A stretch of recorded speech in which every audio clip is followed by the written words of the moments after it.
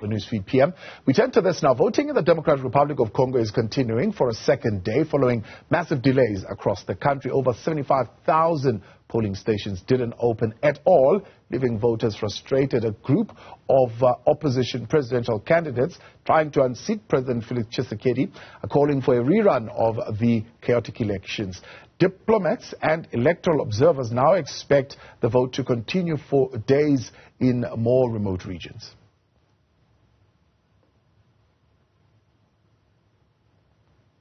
To discuss the implications of this for the DRC and the incoming administration and the possibility of these results being disputed and what that impact could be, we're joined by Dr. Webster Zambara from the Institute of Justice and Reconciliation. Dr. Zambara, thank you very much for your time this afternoon. Some of the presidential candidates calling this severe delays, others calling them massive delays. Either way you look at it, I think it's only, a third of the polls that would have been open. How impactful is that going to be on the outcome? Greetings to your viewers and thank you for having me. The situation in the DRC is quite concerning, and are we surprised by that? I would not think we should be surprised because of the existing situation already. Unfortunately, the Electoral Commission had promised when it was questioned whether it was ready to deliver a good election, to manage an election. They said that they were raring to go. And we are talking here of a massive election. DRC is a big country, 100 million people, and 44 million potential voters, 100,000 candidates for the harmonized elections. And they are running the harmonized elections.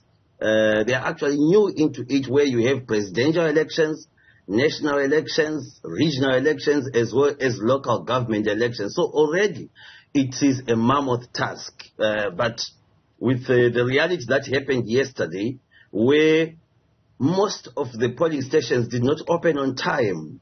Polling stations, some of them actually never opened yesterday.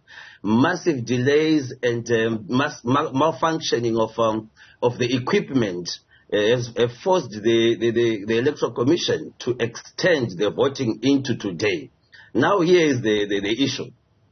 Some presidential candidates, particularly Martin Fayulu, and those that have been following the elections in DRC, Martin Fayulu contested in 2019 against the sitting president, and many people actually believe that he won in 2019. But in Africa, you know that you can actually win the election, but you may not win the result. So the legitimacy of President Tshisekedi has been challenged since back then. Now, Fayulu and Dr. Denis Mukwege. Dr. Denis Mukwege is the Nobel Peace Laureate, who is also a presidential candidate. And they have called this extension illegal because it's usually around these extensions that vote stuffing and other illegalities may take place. This is quite common in many places. The other presidential candidate of formidable force is businessman Moise Katumbi. Moise Katumbi dominates the eastern region, especially in Lubumbashi, where he was mayor at one time, and many people know him as a sponsor of TP Mazembe. And these four, the three among the four, have already started to question the legitimacy of the election. So we are witnessing an election which lacks trust in process. Therefore, it would be bizarre if it would then achieve legitimacy of results. Not even talking about the eastern DRC, which has been at war for decades, and we have got some districts that elections are not taking place. And when the Minister of Information was asked on what they would do with more than 1.5 million people who couldn't vote, his response was that 1.5 million is a drop in the ocean, considering that there are 44 million potential voters. So when I use a conflict lens, I would look at it as an election before a crisis. Look at that lens a little bit further, Dr. and talk to us about what normally happens, or at least often happens, after disputed elections in the DRC. If you look at a country like DRC, is already a country in turmoil, like I said, especially in the east where the M23 is wreaking havoc there. Now, when you have an election that is disputed, and for some reason DRC likes to have elections on 20 December when people are already holidaying, when an election process is disputed, we are already questioning whether the electoral body will be able to deliver the provisional results on the 31st of December. That will actually be one of the biggest challenge, because now that the voting has been extended, they have not told the nation whether the results announcements will also be extended. That's one challenge. The second challenge is, in a country where the sitting president's legitimacy is already questioned from the previous election, it would be naive to think that this time, in an election that is already being challenged in terms of how it is being managed, his legitimacy will be guaranteed.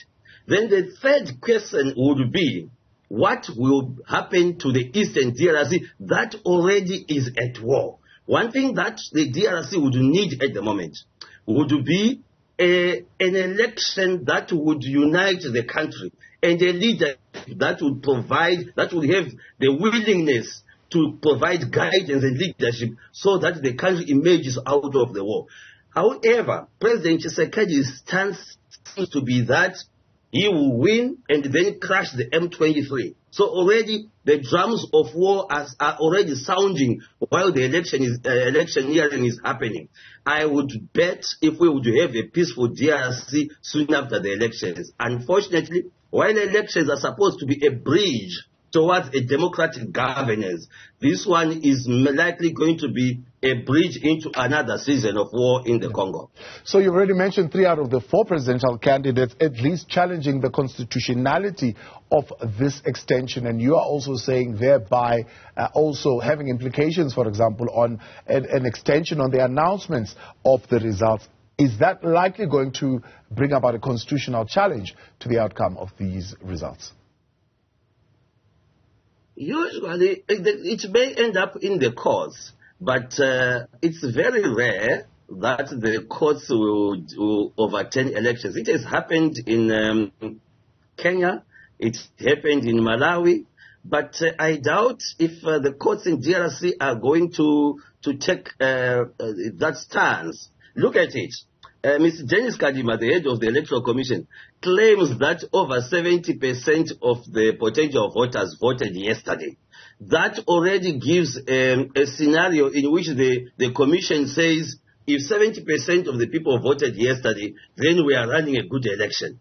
In that regard, the courts may come into play a part, but we would wait to see. Otherwise, this election with 20 presidential candidates, but with 4 that are serious contenders, is likely going to be like what happened last time. Remember, Fayulu went to the courts last time, but he did not come out a winner. So I doubt that the courts will be the biggest determinant. In fact, when you have contenders like Fayulu and Mukwege actually saying we need a fresh election right now before the counting has started, that already tells us the contestation has already started. Whether it will end up in the courts or they will seek a political solution is one thing. But mind you, like I said, we have the Eastern DRC that is already merged in wars and displacement. So already we are witnessing an election that observers that are there are beginning to wonder whether they can declare them free and fair. And if you look at the diplomatic situation that happened just prior to the elections, in which DRC, which is now a member of the East African community, did not offer observer status to the East African community.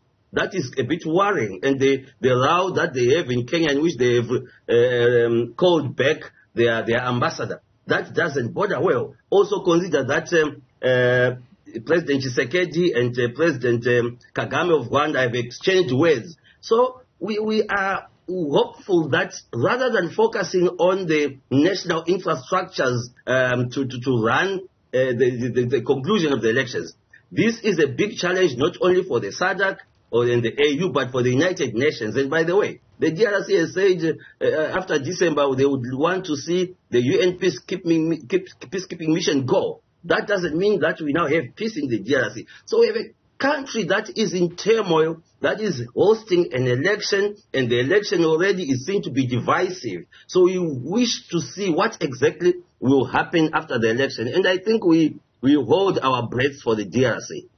What do you make of, I suppose, the noise that was made, at least on the build-up to these elections, by incumbent President Felix Tshisekedi, that there are foreign candidates who will be vying for this position, who have really not been looking at the interest of the DRC, couldn't even protect the DRC from Rwanda? Well, Tshisekedi can say that now as a sitting president. But in 2018, he was also coming from Belgium, and he was regarded almost as a foreigner, despite the fact that it's his father, Etienne Tshisekedi, who was a well-known opposition leader. His son was built in Belgium, and he actually made an announcement while based here in South Africa that is going to be challenging for president. So I would view this as some of the political blunders by sitting presidents, in which when they see challenges, they always want to blame foreigners and attach foreigners and foreign influence in the running of the election, or at least influencing the electoral outcomes. The most important thing, I think, is this election, and particularly for President Tshisekedi himself, should make sure that there is peace that prevails in the election, and the election process and the result itself should at least give anyone who will be announced the winner the legitimacy they need to run the country. Another illegitimate, or at least another term whose legitimacy would be challenged, does not border well for peace and prosperity in the DRC. Dr. Zambara, appreciate your time, and thank you very much for your analysis there on the latest developments in the DRC and the extension that is now underway, where voting is continuing, it looks like, for days, as some experts are